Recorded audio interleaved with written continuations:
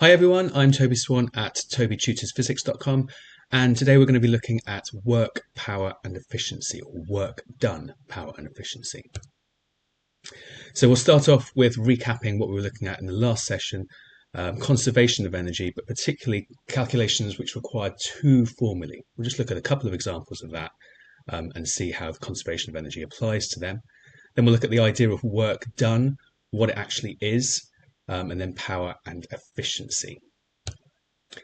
So to start off with, conservation of energy, well, what we should have looked at last lesson or last video was the idea that energy cannot be created or destroyed. It can only be transferred from one store to another.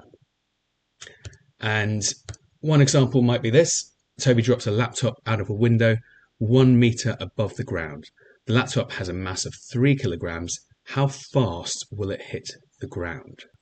Well, this sort of question might seem a little bit daunting at first because you don't really know that it's after anything to do with energy. But let's write down the information that we've got and see what we can determine. So we know that we've got a mass, so we'll write the mass.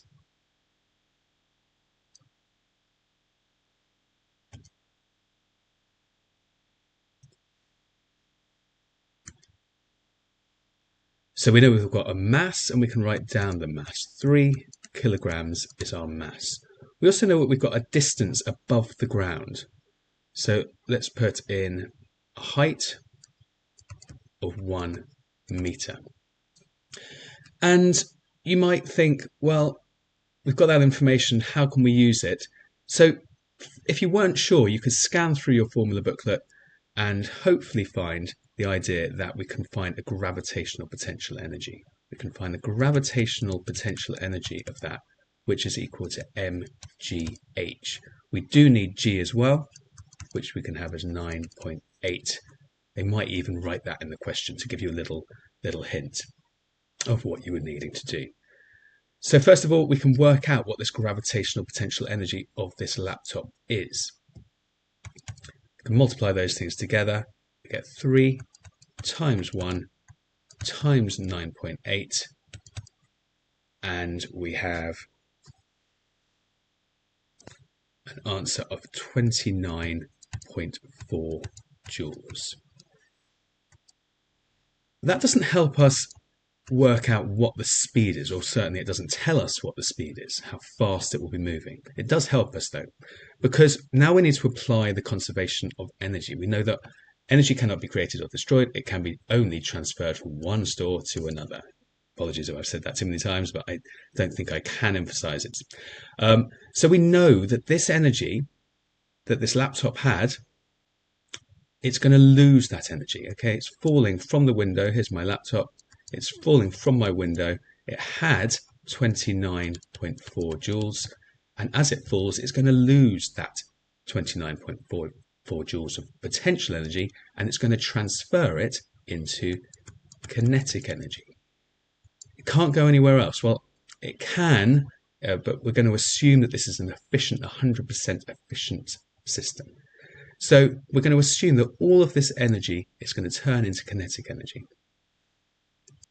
And we can now add the information that our energy, whatever form it might take, is 29.4 joules here. Because we want to work out a speed or a velocity, we can now again scan through our formula booklet and hopefully find a formula that has some of these numbers, including energy. And hopefully what we'll find is kinetic energy is half mv squared. So now we can put in these numbers. We know that the kinetic energy that it's been transferred to is 29.4 joules. We've still got our half, that's not going to change. Our mass is still 3 kilograms, that's not going to change. And we now have our v squared, which is what we want to find out. Let's plug in these numbers. 29.4 equals 1.5 times v squared. 29.4 divided by 1.5 equals v squared. And then we have, if we divide those numbers, we have the number 19.6 equals v squared. And therefore, if we square root 19.6, we have an answer of v, which is 4.43 meters per second. If you want a little bit neater, here is an alternative layout before we move on to the next question. So, using the same ideas, can you have a go at this question? Using exactly the same ideas. And so your answer should be 31 meters per second. Okay, moving on to the main topics of this video. First one is work done. What is work done? And here's something worth writing down. Work done is the amount of energy transferred when energy moves from one store to another. Okay, since it's a change in energy, it's also going to be measured in joules, just like energy. And that sounds a lot more complicated than it is. People are often surprised at how easy this topic actually is, what work is. They think it just sounds more confusing. Whenever energy is transferred from one type to another, energy is transferred and we call that work done. So if you think about an example that I've talked about a few times, dropping a ball or dropping a laptop, that laptop or that ball had potential energy. It had gravitational potential energy. Let's imagine that it had 10 joules of gravitational potential energy. As it falls, it's losing that gravitational potential energy. So by the bottom of its journey, it has no gravitational potential energy. But that hasn't disappeared, of course. It's transferred into another type of energy. So at the top of its journey, the ball had 0 joules of kinetic energy. And now, at the bottom of its journey, it's lost all that gravitational potential energy, but it's transferred it into 10 joules of kinetic energy. We transferred 10 joules of gravitational potential energy into 10 joules of kinetic energy. So what we can say, very simply, is that 10 joules of work have been done. And there are lots of examples of this. I'm not going to go through the new examples, but the idea here is another one, that a car is moving, it's got a lot of kinetic energy, and it's braking, so it has a velocity, it's got kinetic energy, then it brakes, it therefore has no velocity, therefore it has no kinetic energy. That kinetic energy hasn't disappeared, that kinetic energy has been transferred into probably a bit of sound, but mostly heat, thermal energy in the tyres and the road.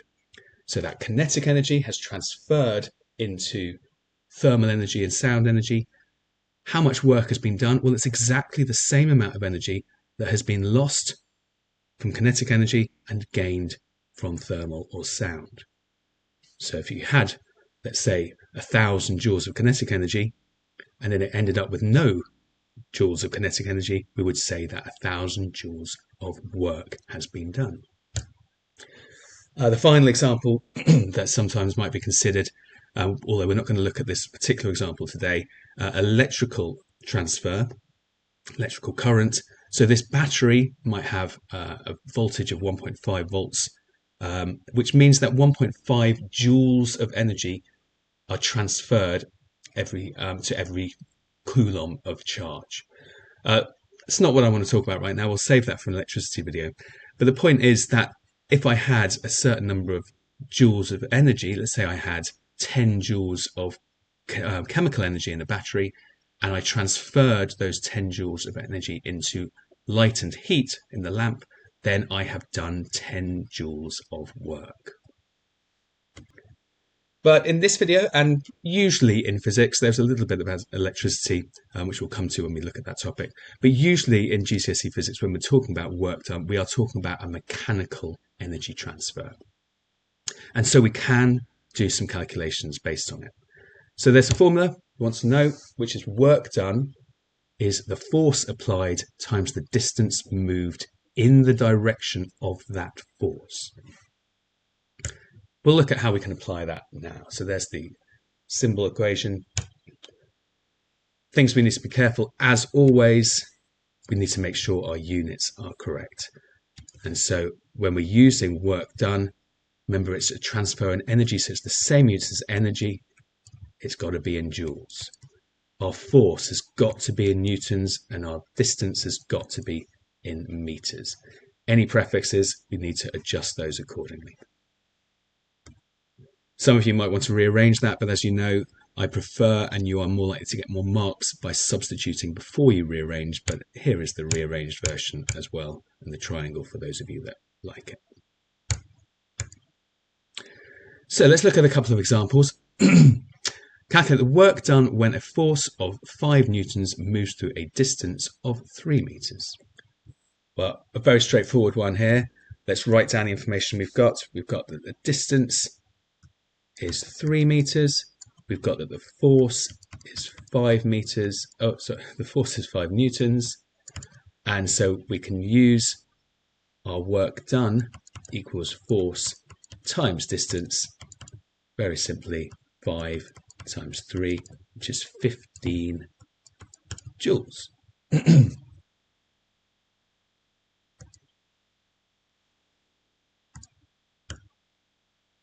There's your slightly neater version if you want. Calculate the work done when a force of 6 newtons moves through a distance of 40 centimeters. So again, what we're going to do, write down the information we've got. We know that the force is 6 newtons. We know that the distance is 40 centimeters. And hopefully you're shouting at me saying we can't leave it as 40 centimeters. We need to convert it into meters.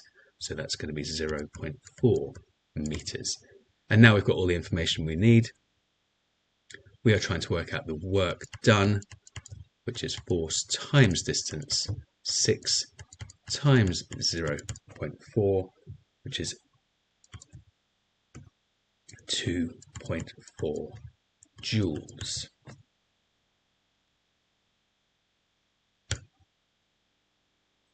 Okay, next one we'll look at calculating the value of the force. So not quite as straightforward, but we'll need to do some substitution. So let's write down what we've got. We've got the work done. It tells us it's 600 joules of work over a distance of 50 meters. So 600 joules for the work. The distance is 50 meters, and they want the force. But the formula is the same. Work is force times distance, which we can say 600 joules is force times the 50 meters. Therefore, the force is 600 divided by 50, which equals 12 newtons.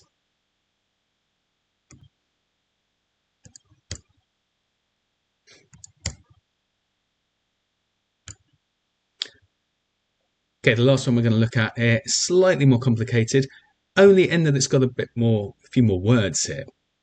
If you've got a slightly more wordy question, which is typical in GCSE questions, drawing a diagram is always going to be a good idea. So let's just get a feel of what's going on here. Let's draw a little diagram. So we've got, I'm going to eat my words now. I've got 12 steps. 1, 2, 3, 4, 5, 6. Okay, I'm going to say there are 12 steps here. But if you wanted to draw them all, you could. Each of those steps is 20 centimeters, and it's telling us that work done by a child of weight 300 newtons. So there's the child, 300 newtons is their weight, which means they're going to have to apply a force upwards of 300 newtons. So the information we have here, we've got a force of 300 newtons. We've got a distance of, well, each of these steps is 20 centimeters, and there are 12 of them. So the total distance they're going to travel is 20 times 12, which is 240.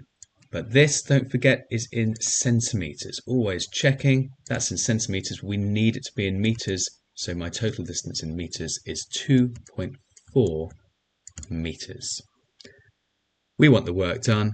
We know that work done is force times the total distance, which is 300 times 2.4, which comes to 720 newtons.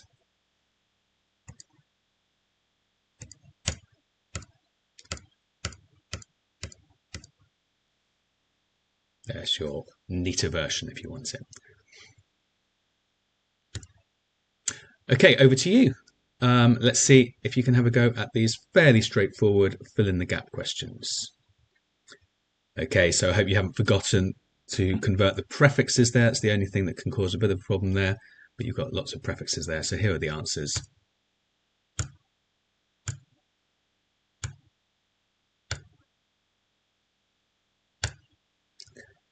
Okay, the next thing we're going to look at is power. Now, power is the rate of change of work done, or the rate of change of energy transfer. In other words, how quickly energy is used up or changed or transferred. So if you want to think about a light bulb, a light bulb is transferring energy from electrical energy into light and heat, and it's producing not very much heat or light. So in 1 second, you might consider that a light bulb would transfer maybe 20 joules of energy every second, which we would call 20 watts. An aeroplane obviously is transferring a lot more energy every second. It's going to have a lot more work done every second. So it would have a greater power. And we can look at that in mathematical terms. Of course, the rate of work done, which I kind of hinted at during my, whilst I was talking about the lamp and the plane then, power is work done divided by time. So it's the rate at which work is done or energy is transferred. In simple form, there you are. It's measured in watts. Work done, of course, is in joules, and time is in seconds. To be honest, life would be a lot easier for people to understand if we just used, and I often just use the term joules per second. Don't forget that this is work done in joules, this is time in seconds. So if you just think of power as how much work done, how many joules are done every second, that's a lot easier way of thinking about it. And you would not lose marks if you wrote joules per second for your units. But 1 joule per second is also called a watt, which can cause confusion, but I think we've got to give James Watt some credit. So there is his name.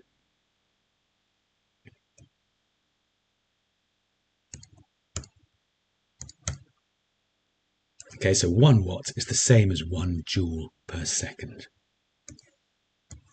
Move me out of the way. Okay, don't forget that work done is the change in energy. Okay, so you might see it, power is work done over time, or you might see power is energy change divided by time. They're the same thing. Yeah, work done is just exactly the same as the amount of energy transferred. So a little example, hopefully a straightforward one. Calculate the power of a light bulb that transfers 1,200 joules of electrical energy into thermal and light energy, just like the example we had there. So we've got our work done, or our energy transfer is 1,200 joules. I'm going to write that down. I've got my time of 30 seconds. So I can just now write in the formula which relates these 3 things: work done divided by time, and I get my answer as 40 joules per second, or 40 watts.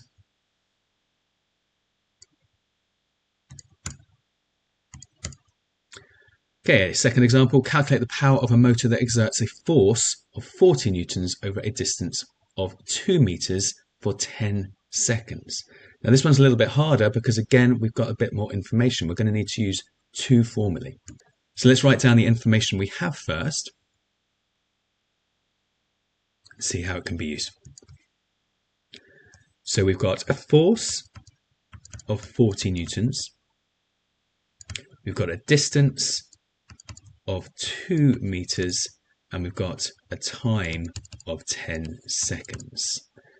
They're asking us to work out the power. So they're giving us a hint here, because the formula for power, if we're talking about mechanics, which we are here, we're talking about things moving, we can say that power is work done divided by time. But you can look over to the right here, and we don't have a work done.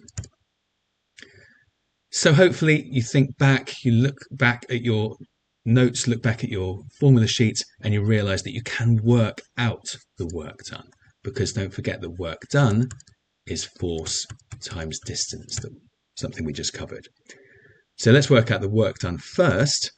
Work done is 40, there's our 40 newtons, multiplied by our 2 meters, and we get a work done of 80 joules. Units there remind us that we're talking about work done. And now we have this work done. We can put our work done equals 80 joules. Now, lo and behold, our original formula that we wanted to use is going to be useful. So we can say that power is work done, which is 80 joules, divided by our time, which is 10 seconds. And we've got 8 joules per second, or 8 watts.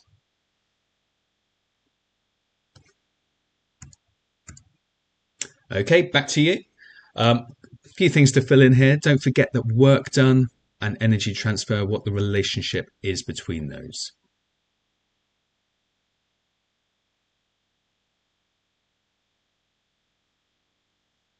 And now the answers.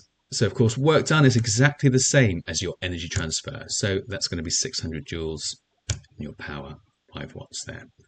Throughout these, energy transfer is the same as your work done. So don't overcomplicate it.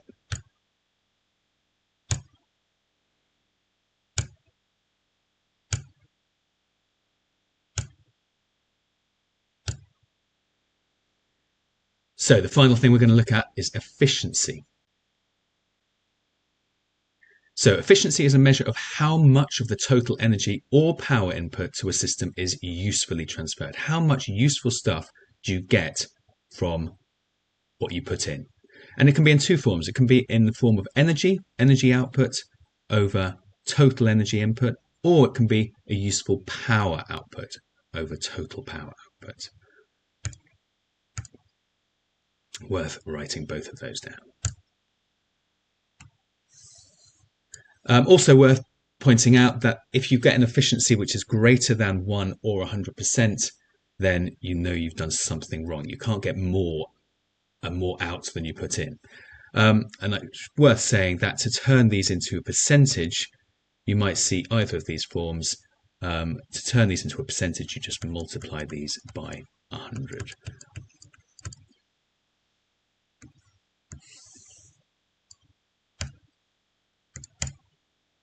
So what is useful and wasted energy? It's all very well talking about that useful and total input energy, but what is the useful energy and what is the wasted energy? Well, the useful energy is what we want. It does depend on the situation. If I'm wanting to light a room, then obviously the useful energy from a light bulb is going to be the light energy. But if I'm using a light bulb, as my son does for his leopard gecko, he wants to use that light bulb to heat his terrarium. So he's going to want that heat energy, and that in this case would be the useful energy. It does depend on what the device or what the machine is wanting to do, what you want out of it. But anything else that you don't want is a form of wasted energy. So wasted energy spreads out or it dissipates into its surroundings, and very often that would be in the form of heat. We'll talk about how to reduce those energy losses in a second. But heat and sound, you can't really go wrong. If a question asks what energy is lost or what energy is wasted or dissipated, if you put thermal energy or sound, very often you are going to get that answer right, as I say here. So it's usually in the form of heat causing energy changing device and its surroundings to become warmer. So again, back to this light bulb, it's the easiest example to look at. We've got energy coming into this. In this case, it's going to be in the form of electricity, or electrical energy, electricity. And we've got energy out. What do we want normally for a light bulb? We want the useful energy to be light, and the wasted energy is going to be the thermal. Okay, so for this device, that is going to be defining our useful energy. So let's look at some examples. Calculate the efficiency of an electric motor if it produces 48 joules of useful kinetic energy when supplied with 80 joules of electrical energy. Well, the useful energy here is kinetic energy. That's what you want a motor to do, is to move something. And so we can apply this formula. We know that the useful energy is 48 joules. We know that the total energy input is 80 joules, and therefore our efficiency is 0.6. So say if you wanted to turn that into a percentage, all you would need to do is then to multiply it by 100, which would come to 60%.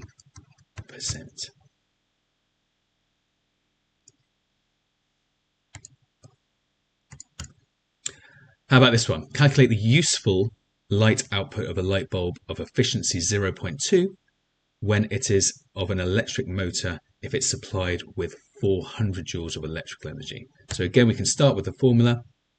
Useful energy output is total energy over total energy input, and we can just plug this information in. So this time we know that the efficiency is 0.2, and that is the useful energy, which is what we're trying to find out, divided by 400. Now we're going to need to rearrange it, and there's our useful energy, which equals 80 joules. Calculate the percentage efficiency. They're specifically asking for a percentage efficiency here of a light bulb if it produces 30 joules of light when supplied with 240 joules of electrical energy. There's our formula. Efficiency is 30 joules. That's our useful energy. Remember, the light bulb we want light out of a light bulb, so that is our useful energy. The total energy in was 240. So divide those two and we get 0.125, but they want it as a percentage. So what do? You multiply it by 100 and you get 12.5%. Okay, back to you for a few questions.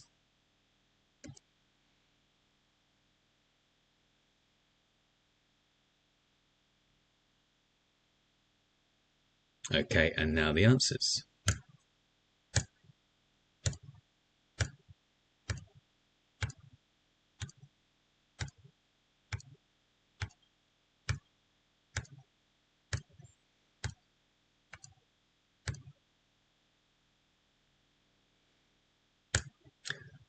Okay, the last thing we're going to talk about is how we can improve efficiency. Very often you will find that the examiners will be wanting to know how you could improve the efficiency of a system, whether it's a car moving along, whether it's thermal energy in your house, whether it's reducing squeakiness on your bike chain, many other things. Okay, but as a rule, we'll see it's generally due to heat loss or sometimes by sound. So how can you reduce heat loss? Well, very often the answer is going to be to use a lubricant, for example, oil on the bike chain. In the case of electrical resistance, you want to reduce the electrical heat loss. You want to reduce the resistance is the easiest thing. Again, we'll come to that when we talk about electric circuits. We're talking mostly about moving things at the moment. But if they did want to know how you could reduce energy losses in a circuit, you would want to reduce the resistance. Energy losses on a car, the easiest way would be to reduce resistance, so making it streamlined. And thermal insulation in your loft, you want to try and reduce heat loss by either using double glazing or loft insulation. Lots of other ways of doing that as well. Sometimes there's a little bit of sound loss, energy lost by sound. If you imagine a washing machine juddering up and down, it's losing a lot of energy through the sound or through the vibrations. And how can you sort that out? You can tighten the loose parts of the machinery. These are generally very similar questions, and they're pretty generic. These answers, you can use them again and again. Just remember that heat, if you want to reduce friction, electrical resistance, or air resistance, or thermal insulation, you can use these methods and just reel them out in the exam. If you think that there's some sound loss, tightening loose parts is your answer. Okay, so that's the end of that video. Hopefully by now you can define and calculate work done you can define and calculate power, you can define and calculate efficiency when using energy and power, and you can also state some simple ways of reducing energy losses and increasing efficiency. Hope you found that useful, and I look forward to seeing you in the next video. So if you found the video useful, don't forget to check out other videos on this platform, or go to my Facebook page here, where I've got other free resources, or feel free to book a call at tobytutorsphysics.com as well. See you soon. Bye.